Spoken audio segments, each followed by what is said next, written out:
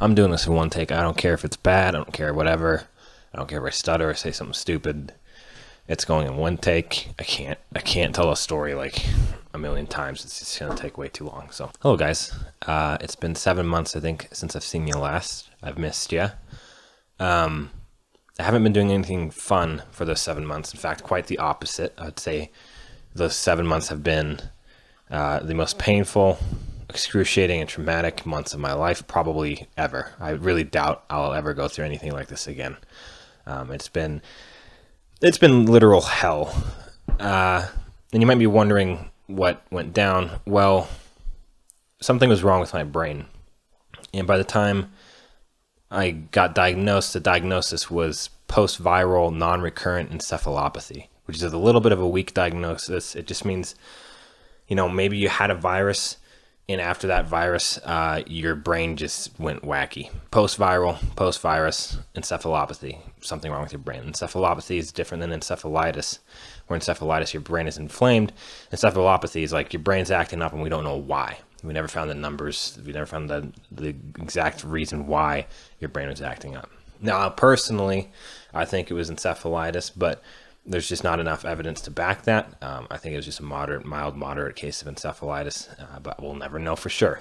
The purpose of this video is, well, it has multiple purposes. I wanted to tell you guys why I've been gone for so long, and I also kind of want people to bear witness to my suffering because it was so bad, and to get at least a somewhat of a peek into what actually happened, because not many people in my family know what happened exactly. They kind of get the general idea, but it's only a select few people know the brutal details of what I went through, and not just me. My twin brother went through over the last 7 months. So I want people to bear witness to my suffering because it was so bad.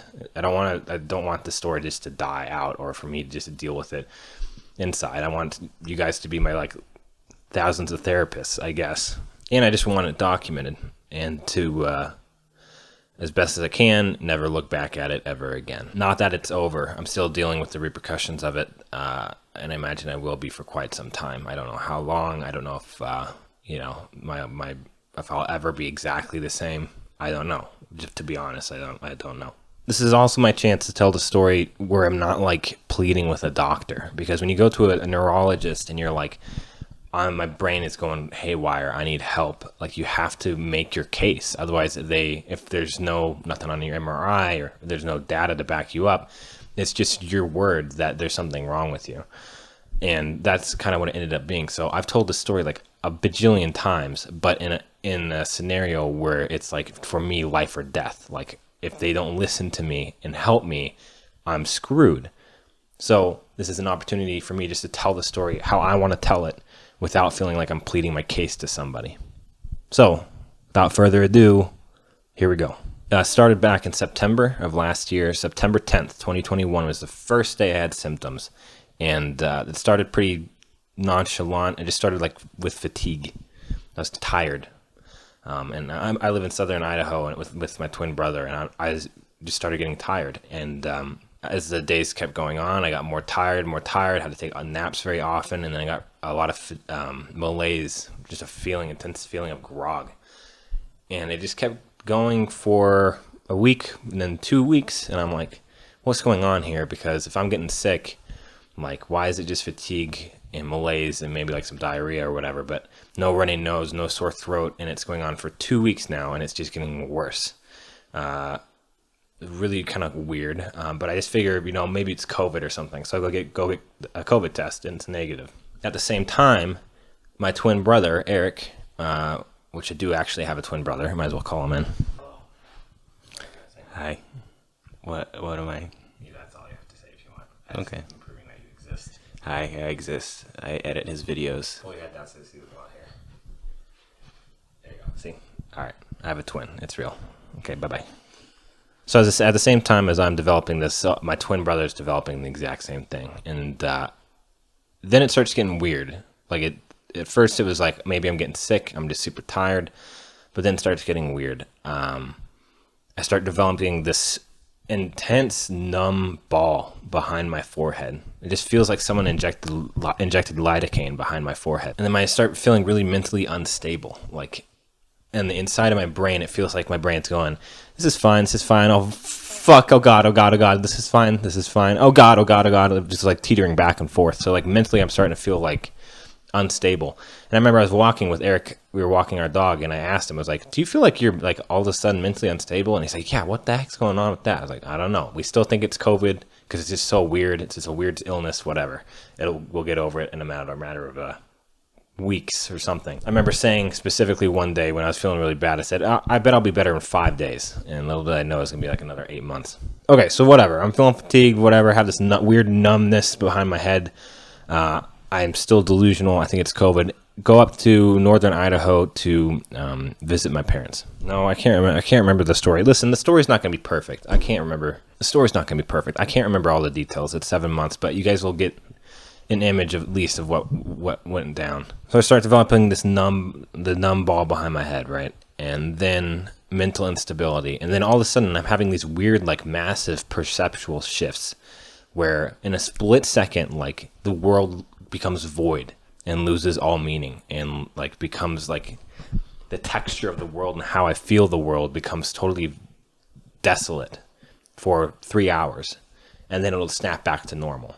And I'll have these kind of weird perceptual shifts all the time. And it feels like the devil's inside my brain, like yanking on different levers and stuff and making me feel different ways.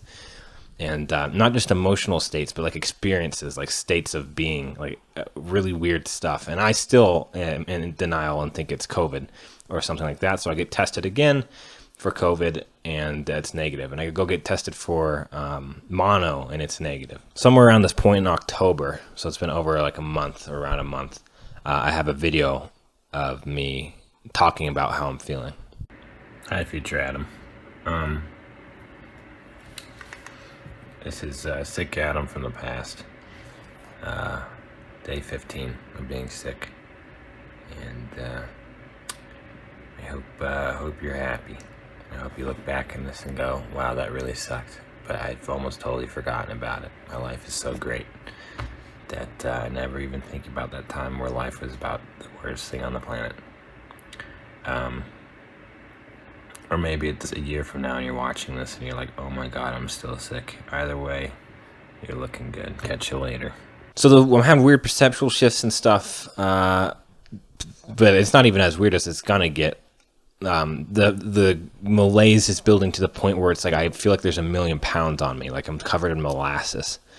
Like it's a similar feeling to when you like have a really heavy nap and then you wake up and you're super groggy. It's like that, but like on steroids. And then I started developing neurological issues. I was grabbing a bottle of Advil, and I turned it over, and my hand started shaking like this, and like the whole Advil bottle was rattling. I was like, that's really strange.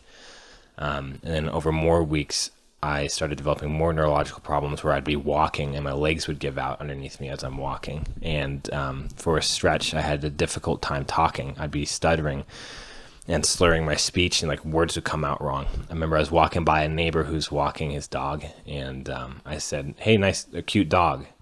And instead it came out, cute dog. Like I couldn't talk. Words weren't coming out of my mouth. And I was walking my dog, and I was like trying to talk, and I was saying, I can't talk. I can't talk. It's exactly like that. I can't talk. And my legs are giving out, my hands shaking. I just started crying. I'm like, what is going on with me? It's been over a month of like just weird shit happening, and now I can't talk, and I'm walking weird, and my hands are shaking like I have Parkinson's disease. So I start crying, and I get kind of I just get scared. I don't want to be home anymore alone with this. I had another roommate at the time, but I just was mostly alone. I didn't want to be alone anymore, so I took a trip up to my parents where my brother was already staying. We had taken a visit there earlier, and he developed COVID, and so he stayed there, and I came back home to southern Idaho. And then when I started developing all these weird neurological symptoms, I headed up north. So I arrive in northern Idaho, and I'm telling my parents about like what's going on. Like, this is kind of really weird. My hands are shaking. I don't know. Like, my mom noticed my hands shaking. I'm pointing at her. I bought her an Apple Watch, and I was pointing at it. Weird flex, but okay. And my hand was shaking. She's like, why are your hands shaking? I was like, I don't know. I don't know why my hand's shaking. Thanks for asking. I have no clue. I wish I knew what was going on. And I expressed my concerns to my parents, and they're kind of just kind of cluing in that something's going on, but they don't know that it's that serious. And I'm not really making it as big of a deal as I should, because on the inside, my brain feels like Satan is riding me. It feels horrible on the inside. And this is at the end of October, entering November. I feel just terrible. Like the malaise is so intense. Like every morning I can't talk to anybody because it's just so intense. And then things take a really wild turn. So I'm already not having a good time. Okay. I've had ton of malaise, tons of fatigue. It feels like Satan's riding me on the inside of my brain.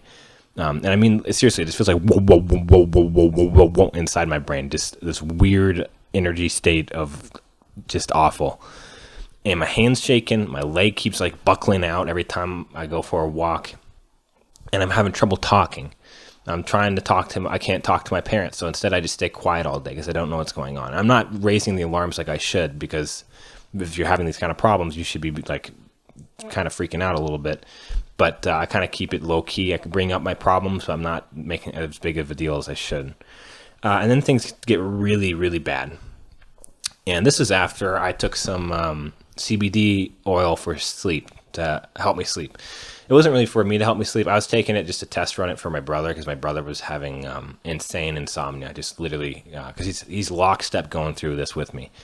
He's getting 0 sleep, like most of the time. He'd get 4 hours, maybe 4 to 6 hours when he's lucky, and a lot of times he's getting close to no sleep at all. So he's having insane insomnia. So I'm testing out the CBD, really low strength, like CBD THC oil, like microscopic dose of that stuff.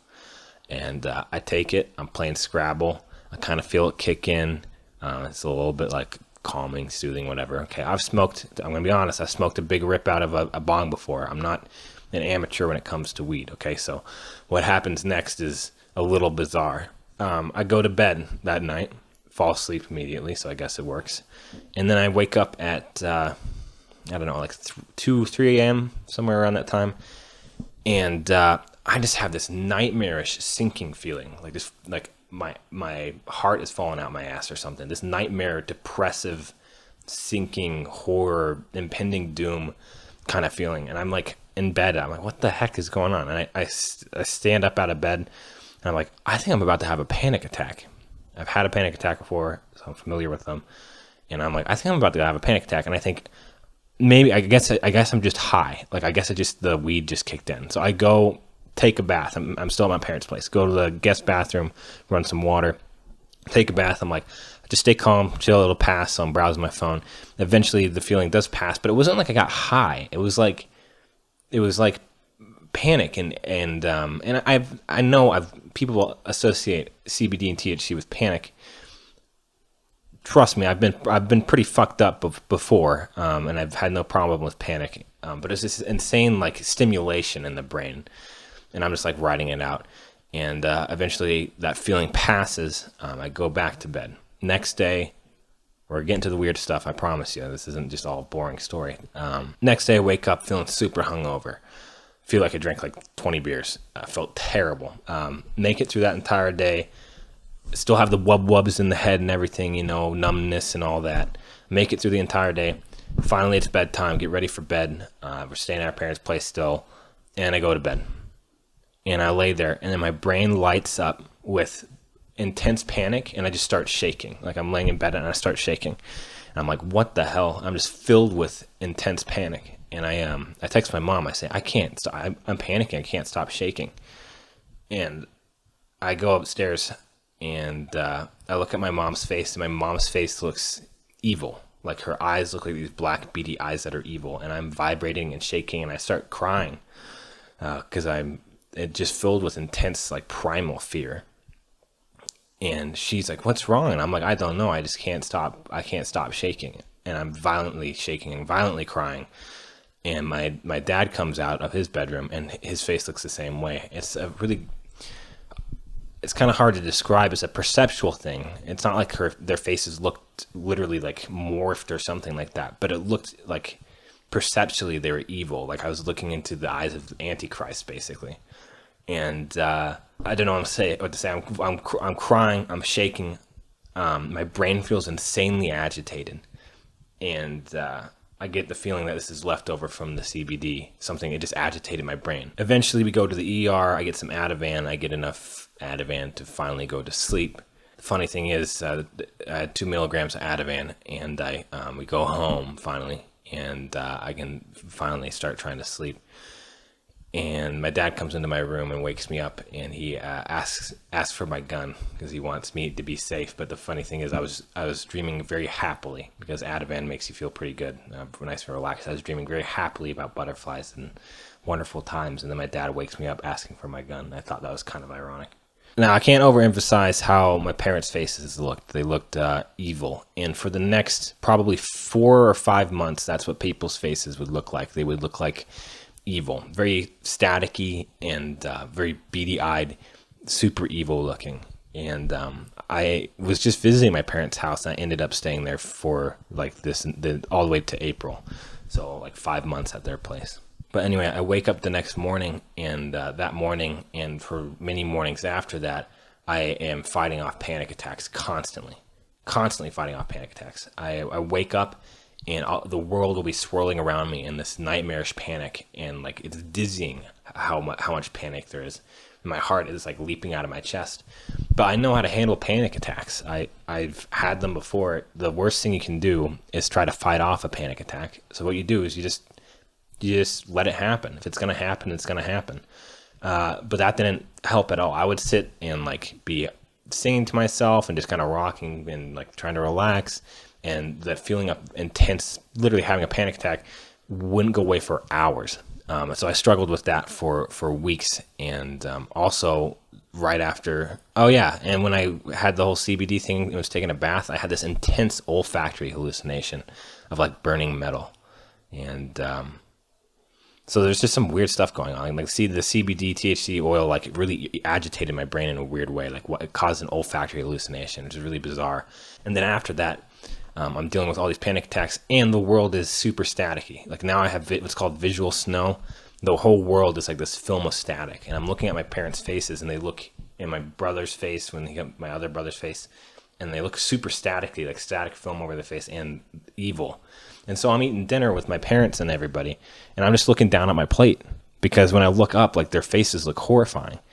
And I'm not sure at what point I expressed to them that their faces looked horrifying, but it definitely wasn't soon enough. My twin brother at this point has not hit this level of psych symptoms yet, but he will in due time. It was like the CBD oil like triggered it for me, but for him it just took longer. Started September.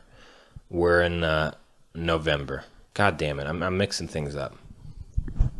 Whatever. Sometime before the THC CBD thing, I had some auditory hallucinations. I was watching a movie with my I have an older brother, Bradley, and then my twin brother, Eric. I was watching a movie with them, and it was The Quiet Place 2. Not very good, from what I remember. And I heard my brother laughing to my right, and I look over at him, and he's not laughing. And then I heard Eric to my left. He called out something about the movie, and as he's calling it out, I look over, and he's not saying anything. And I feel like I'm like living into this dream world. Like, I'm totally separate from reality. Everything looks like a dream. And Eric turns and looks at me, and his face looks very bizarre and far away and distant and very strange. So that was before the THC thing. After the THC thing, my life is just hell. I become like incapacitated. My brain is completely filled with this nightmarish, electrifying, painful fog. And the world around me is just horrifying in a way that I wouldn't really wish upon anybody. I can't interact with the world at all. It feels extremely bizarre. And those perceptual shifts I had earlier become more magnified, where I have these intense feelings of disconnection from reality, and like my brain's in a vacuum sealed ice pack, and I can't feel anything, and I can't feel anything. I can't feel anything. It's like a horrible feeling. I can't feel anything. I can't interact with the world around me. And like, it's not just like an emotional state like anhedonia, where you like can't feel emotions very much. It's a whole new state of mind of absolute torture. So we go and see a neurologist because I'm having, I think probably it's by November, December-ish, I've had my parents are a little bit more alarmed about what's going on. But really, Eric and I held our tongue pretty much way too long on the symptoms, even when we were staying at their place. Like, we just didn't ring the bell. At some point prior to this, I went and saw a doctor to get some basic labs done before I had all the psych symptoms start developing. All the labs came back normal, and I wanted an antibody test done for COVID, and that came back negative. And I told her I had an auditory hallucination, and I want an MRI, because I have my hands shaking as well. It's like, I've had an auditory hallucination, my hands are shaking, there's something wrong with me, I want an MRI. And she said, well, let's just wait on it a couple months, because usually these things, if you need, an MRI, like, they'll get worse instead of better. And I'm like, bitch, please, are you seriously gonna make me wait 2 months to see if I need an MRI? Like, why would you want to wait for things to get worse? Anyway, by December, I actually go see a neurologist in northern Idaho, where my parents live, and she orders an MRI. Go get it done. It comes back normal. I don't even know how to tell the rest of the story. It becomes a haze. From December through April is this haze of trying to make it through every day, where everyone's face looks like the Antichrist. The static film is everywhere. I'm having these horrible psychotic shifts where all of a sudden the whole world will you just become psychotic. Like, it's hard to explain unless you've experienced it, but you become psychotic, where you feel like you could hallucinate at a moment's notice. My neurologist runs some labs, and some certain labs come back high for corporoporphyrins, which can indicate a condition called porphyria, which can cause psychosis. So we thought we might have porphyria, and with porphyria, you have to have a very limited diet to avoid these attacks that can cause psychosis. And so for like a month, Eric and I are eating like plain noodles and chicken while having these psychotic breaks and these massive painful perceptual shifts, as well as just being wrapped in this intense fog where you can't interact with the world. I really can't do it justice. It's excruciatingly painful. Just trust me on that. So we'd get some DNA testing for porphyria to see if we have it. And of course, we're hoping we have it so that we at least have an answer to what's going on. Why my hands are shaking, why I can't talk, why am I filled with this malaise, why am I having psychotic breaks? And the DNA testing comes back negative. So that's the first of many devastating blows. Like, we still don't know what's going on. We get an MRI, it comes back normal. Well, shit, like, what is going on? It's like all inside my head and nobody can see it. It's all these internal symptoms. And I'm telling my doctor, I'm like, please just don't send me to psych, because this is not just a psych issue. We're having some sort of neurological issue. And she reassures me at this point that yeah, I just obviously have neurological issues. I had some neurological deficits, had a little bit of clonus in my ankles, lip droop, hand tremor, and maybe a couple other things. But I'm suffering every day, mostly laying around. We'll take our dog Watson on walks, but besides that, I have to just lay down, get in a ball, and just tough the day out. And it's a lot of days. Hey, this is Adam from the past. Things got pretty bad. I'm just checking in, making one of those videos so you look back and maybe think, gee, I'm really, really glad that I'm not back there, because, man, it fucking blows. So hopefully you're feeling better. Shit, I was saying this exact same shit 14 days in. 100 days later, here I am. So hopefully in 100 more days, we'll see a little bit more improvement. God help me. I love you. I'll see you soon. Bye. So first, we're clinging on to the porphyria thing and hoping that comes back positive, comes back negative. MRI is clean, so we're like, next is spinal tap, because we got to see if there's some antibodies. Maybe you have autoimmune encephalitis or some sort of encephalitis. We want to see if there's antibodies for that, and so we get a spinal tap done. And when I'm getting the spinal tap done, I'm leaning over a desk, and not the best way to do a spinal tap, as I come to find out, just because it can mess with the numbers. But as he's doing the spinal tap, he says, "Wow, your pressure is super elevated." And that was the first moment where I was like, thank God, maybe there's something wrong with me that people can actually see. Because so far, it's like nobody can see anything, but I'm losing my goddamn mind. I feel absolutely insane. I had to sleep in the same room as my brother with the lamp on, because I'm having nightmarish psychotic breaks and I'm filled with panic. And he would sleep on the floor for me. So we're not sharing the same bed, but he'd sleep on the floor for me, and I would sleep on the bed with the lamp on. And one night when I tried to sleep on my own, my brain would just light up with terror, and I came into his bedroom and shone a flashlight in his face to wake him up. And here's a photo of him mocking what I looked like. So we get a spinal tap, and we're getting results in from the spinal tap, and nothing. Negative, negative, negative, negative, negative, negative, negative. Everything's negative. Can't get anything positive. Finally, one thing comes back positive. Myelin basic protein.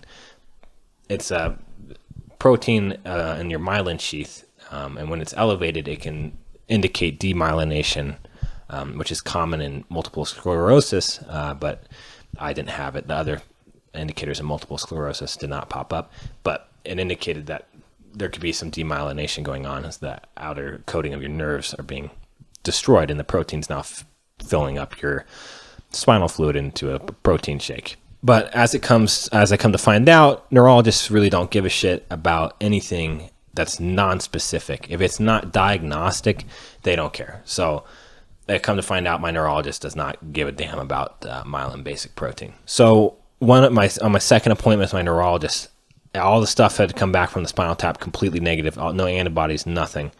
And I plead my case with her. I tell her, I don't even know how I'm having this conversation with you. My brain is so filled with brain fog, and I feel like I have Alzheimer's.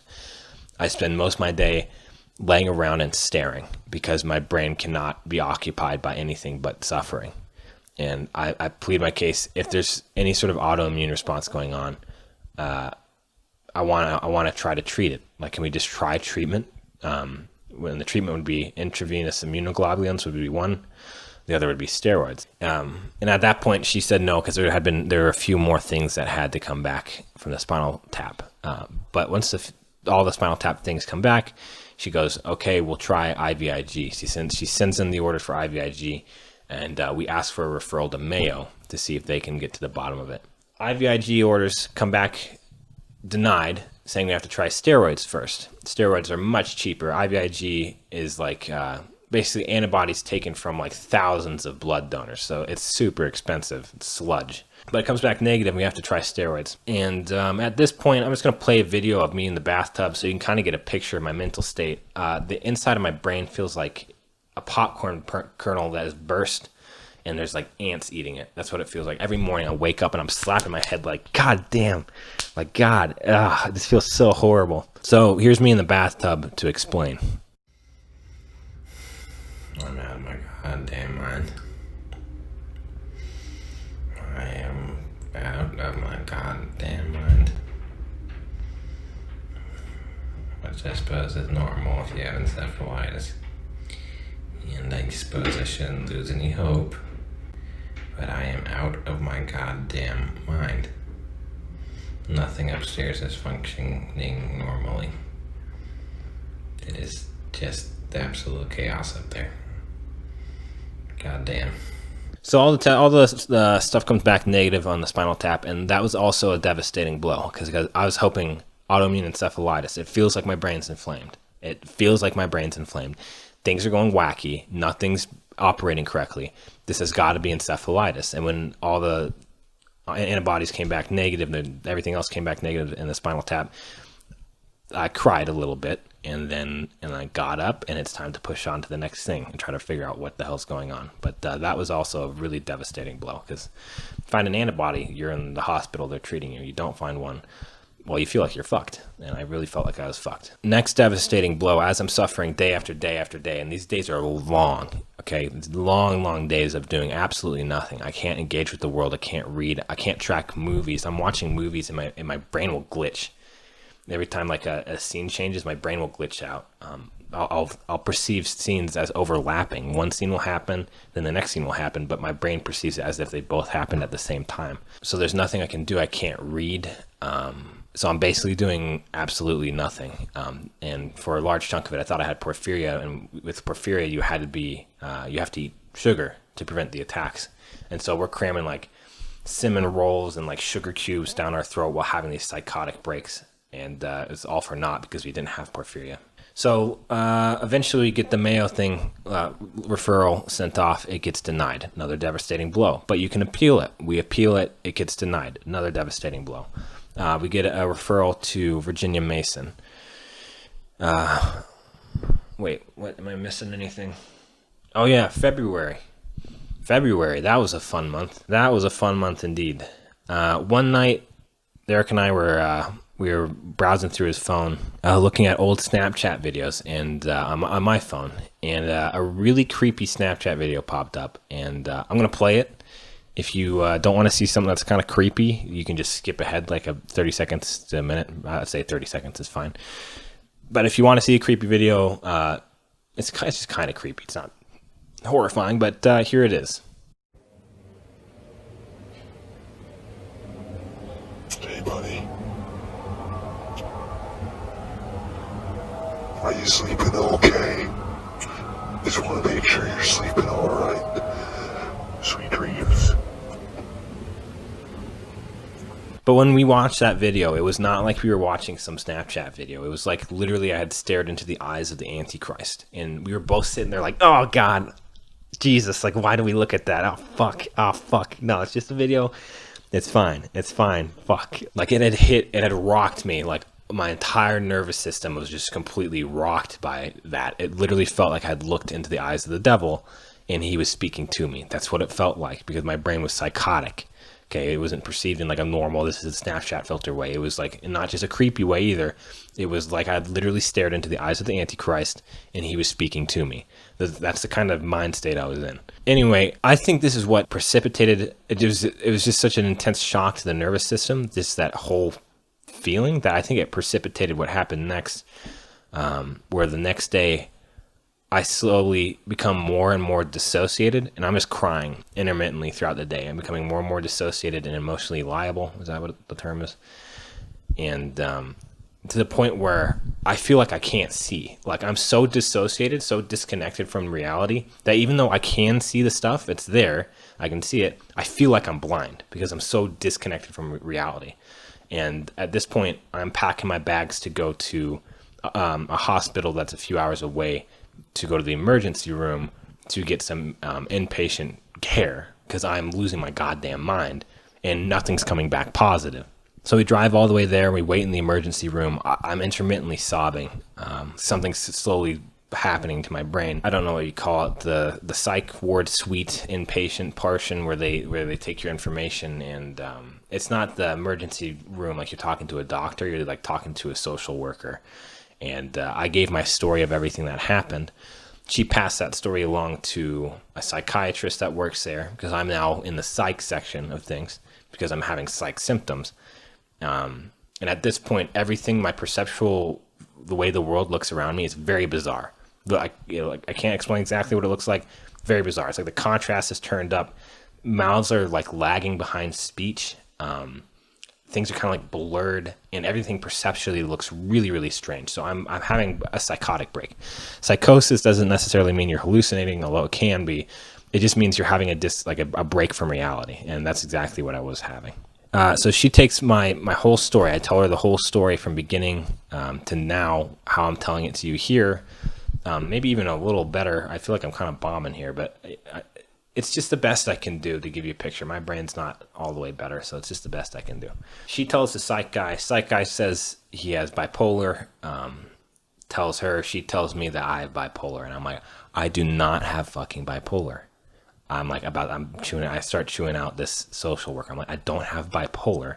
Okay, I have hand tremors. I have clonus. I have neurological deficits. Okay, I have an elevated myelin basic protein. At which point I didn't realize neurologists think is totally worthless. Like, I do not have bipolar. I'm enraged at this point because it's a scary place to be. You have to think about it. Like, I'm having all these crazy psych symptoms. I feel like my brain's on fire and there's a pot, like it's exploded, and I'm having a psychotic break. And I'm like, I know there's something that's physically wrong with me that's causing these symptoms.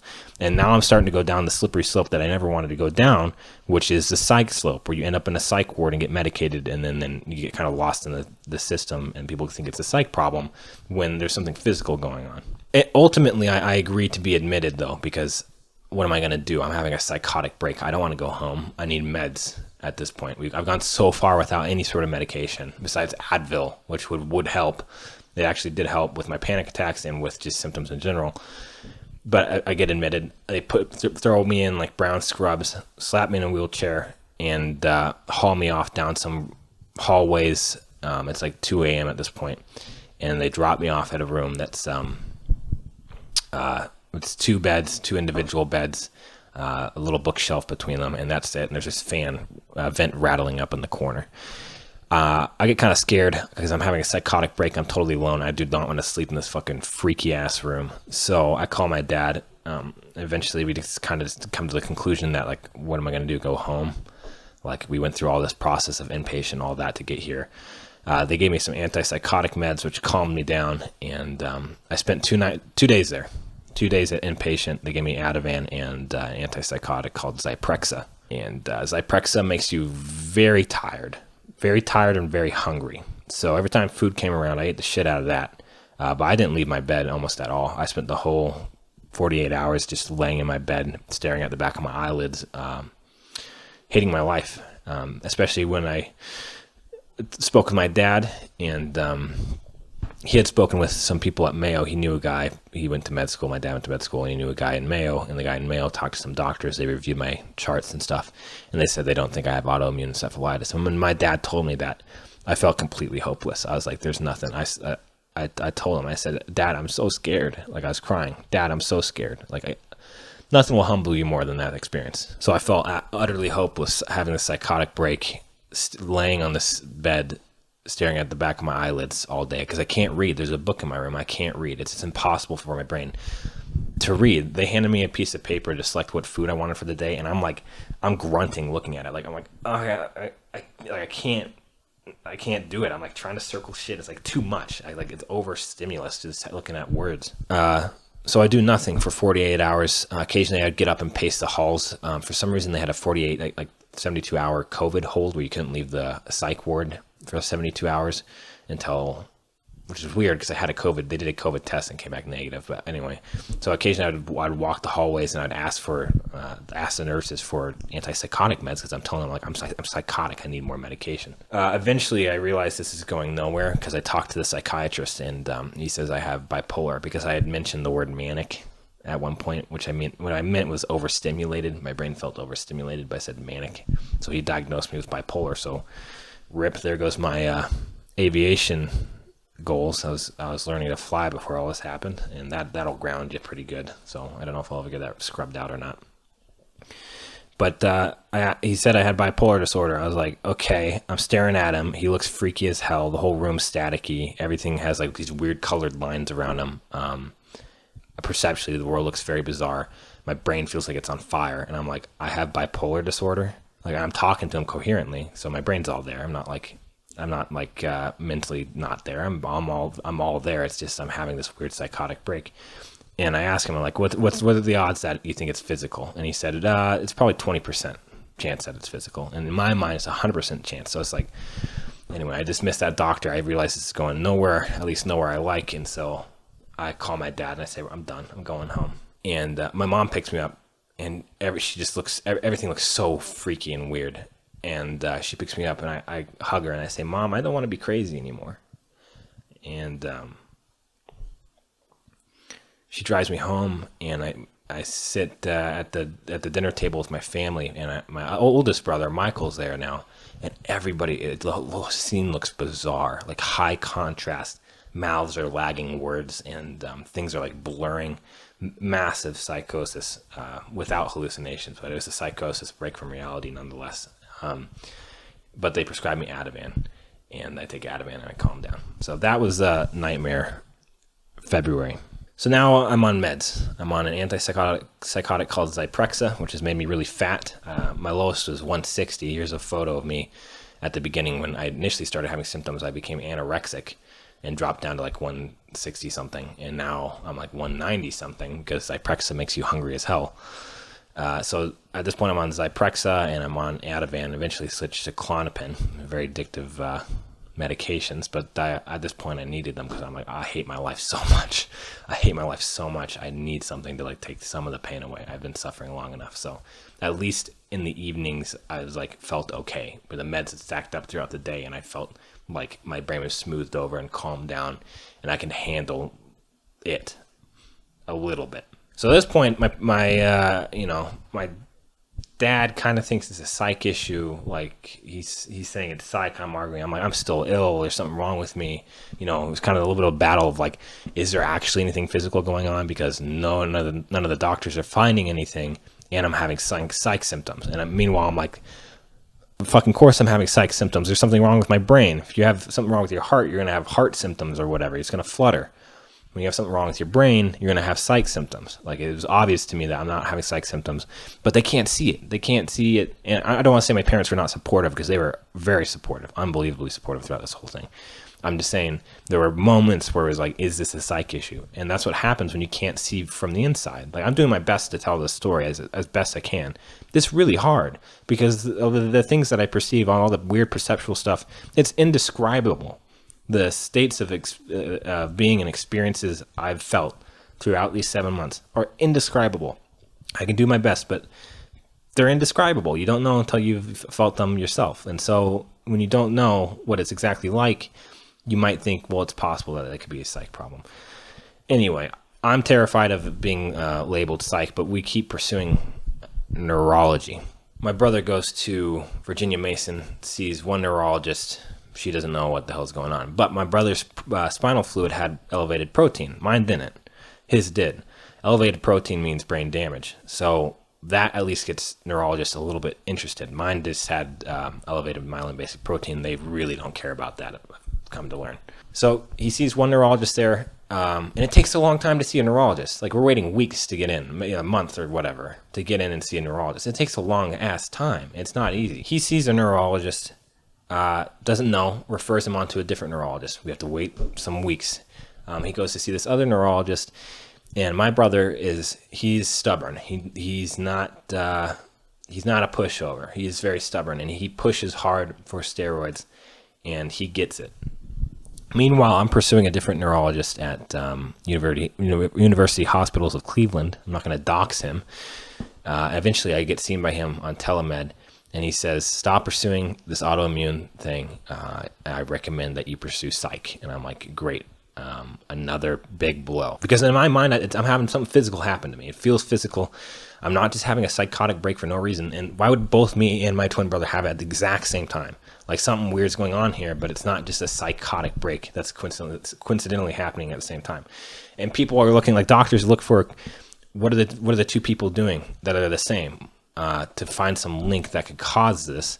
But guess what? We do everything the same. We get up, we do everything the same. We eat all the same food. We walk the dog together at the same time. We go to the same restaurants. We take the same medication. We shower at the same time. Well, not literally, we're not in the same shower at the same time, but like, we get ready for bed at the same, like, everything's the same. Our clock is exactly in tune together because we live together and we've been joined at the hip since birth. Also not literally. But then finally in April, after my brother pushes the neurologist for steroids, and he says, well, it's kind of 50-50 with steroids. The steroids will do anything. It's anti-itis, but I don't really see anything here that could help. But, it's not the worst idea. And Eric's like, okay, it's not the worst idea. Let's fucking do it. And so he pushes him and gets steroids. And they work.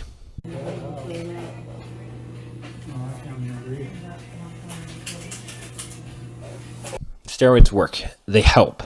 They improve things by like 50%. And that's in April, finally in April. So this started in September. This hell that I've only scraped the surface of by telling you the story started in September and finally met the beginning of its end in April when Eric got steroids and he had some improvement. I contacted my local neurologist saying I want it as well. because she's the one who ultimately sent off the orders, and she sent it off as long as, oh yeah, way back when we had IVIG and steroids, and the IVIG got denied, we had to have steroids, she wouldn't give it. That's why we had to pursue other neurologists, is because our local neurologist wouldn't give it because it can cause other psychotic symptoms, and she didn't want to do that. And I'm like, bitch, please, I will take anything, even more psychotic symptoms, if there's a chance that it could help me. So she withheld treatment from like, I don't know what it was, like late December all the way to April. That's 4 months of hell, of psychotic, excruciating hell that she withheld for that long because she was scared of psychotic problems, more worsening psychosis. I'm like, bitch, please, I don't care if I'm seeing my dead grandpa in the corner. I want to try it to see if it will help. And I'm on Zyprexa. I'm on an antipsychotic, 10 milligrams. That shit knocks you out. It would knock out any sort of psychosis. So she prolongs it for 4 months until she gets daddy's approval from Virginia Mason to do steroids on Eric, and it works. Imagine that this entire time we're arguing for something that's inflammatory and steroids work. Unfortunately, steroids are non-specific, which means you can't say that it was inflammation. In my opinion, I call bullshit. The way it felt and the way the symptoms presented and the way the steroids worked, I think there's a pretty good chance that it was inflammatory mediated, which would mean it was encephalitis, autoimmune or otherwise. So imagine that the entire time you're trying to tell everybody. I was in the psych ward going up and like telling everybody who spoke with me that I have possibly encephalitis. I think it's encephalitis. I do not have a psych problem. I think it's encephalitis. This entire time I'm telling everybody it's inflammatory mediated, and people are like, I don't know, everyone's kind of starting to push against you because you're not getting any of the things to pop pot. And finally the steroids work and you're like, ha fuckers, it was inflammatory mediated. And they're like, it's not specific, so the best we can do is post-viral non-recurrent encephalopathy, which is basically just a worthless diagnosis, in my opinion. My mom would argue otherwise. She would say it's something to cling on to, but in my opinion, it's worthless. I think it's encephalitis, and I think that steroids were proof of that. Mild, moderate case, weird case, I don't care. It was encephalitis nonetheless. And so shortly after that, in April, I get my treatment of steroids, and I have a very good time.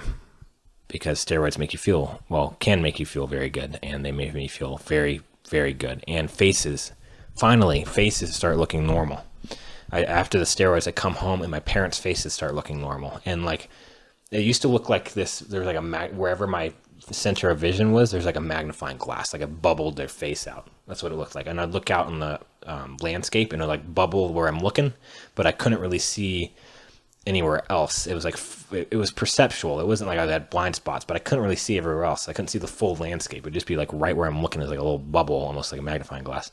And finally, after the steroids, I can start to see their faces again, and they don't look like the Antichrist anymore. But you can imagine the damage it does to one's psyche, psychologically, to see their family members' faces as like the devil. Like they all look like little devils for like 4 or 5 months.